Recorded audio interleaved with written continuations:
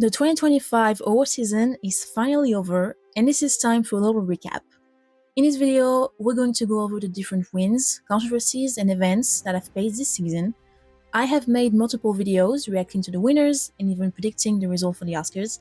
In this video, I went over the different races that happened, so I will not go over them too much in this video.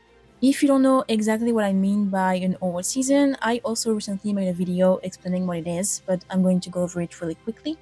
The award season is the variety of award shows that happen usually between January and March, awarding the best movies and performances of the past year. This season started with the Golden Globes that took place in Beverly Hills on January 5th. This ceremony really set the tone for the races that have happened ever since. I am going to put this spreadsheet that I made so that you can see who won in most categories. You can pause the video for that. A lot of people attended the Golden Globes, which gave us a lot of looks and drama, and the major celebrity news being that Zendaya and Tom Holland get engaged over the holidays. A couple of days after the Golden Globes, fires in Los Angeles started erupting all over the city, destroying parts of it. A lot of people, including celebrities, were left without a home, and everything award show related was rightfully relegated to the background for a while. The Oscar nominations that were supposed to be announced on January 17th were delayed a couple of times, finally coming out at the end of the month. When the nominations were finally announced, there was the usual outrage for the movies and performances which were snubbed. The biggest outrage was about the movie Challengers by Luca Guadagnino not getting one single nomination, even for Best Score, where it has been winning in almost every award show. We didn't have any award show for the rest of January, but we did have a lot of drama. After the Oscar nominations were announced, some very offensive tweets from Best Actress nominee Carla Sofia Gascon were discovered. The Emilia Perez star is the first trans woman nominated for Best Actress, and she has tried to defend herself from those controversies by accusing the team from fellow international feature nominee I'm Still Here of organizing a smear campaign against her.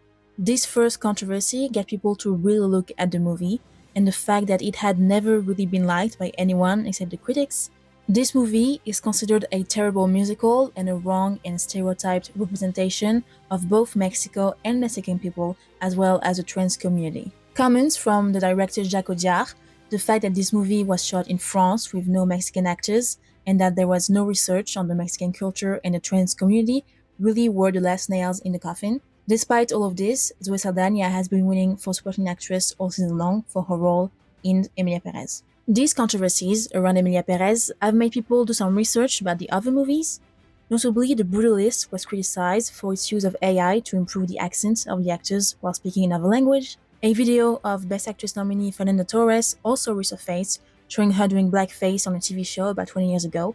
She apologized and people stopped talking about it. The rest of the award season happened pretty quietly. Again, I'm going to leave you with my spreadsheet so that you can see who won in each ceremony. Finally, on March 2nd, the Oscars happened. It was hosted by Conan O'Brien.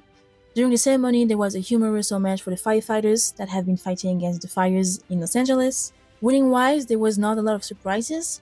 The shocker was Mikey Madison winning over Demi Moore for Best Actress. A couple of other moments made the headlines, notably when Adrien Brody was going on stage to accept the Oscar for Best Actor, and he threw his chewing gum to his date. This is not the first time that Adrien Brody created controversy while accepting an Oscar. In 2002, as he was on stage, he kissed presenter Halle Berry. She recreated that kiss on a red carpet this year. After the ceremony, there was the usual conversation about which movies or performances were snubbed, Wicked and Ariana Grande being the main topics. But I will talk about this more in the next video when I go over what kind of movie and performance works the best at award shows. So this is it for the 2025 award season recap.